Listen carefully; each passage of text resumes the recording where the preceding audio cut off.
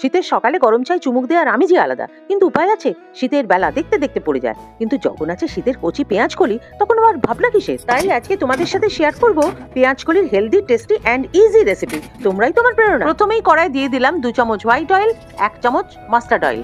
এবার একটু বাতাসা দিয়ে দিলাম 5 ফোড়ন। 5 ফোড়নের বেশ সুন্দর গন্ধ বেরোতেই দিয়ে দেবো নুন হলুদ মাখিয়ে রাখা চিংড়ি, দিয়ে দিলাম 2-3 কোয়া ক্র্যাশ করা রসুন, একটু ফ্রাই করে দিয়ে দেবো আলু আর কাঁচা লঙ্কা, দিয়ে দিলাম পেঁয়াজ কলি, একটু ফ্রাই করে দিয়ে দেবো হলুদ।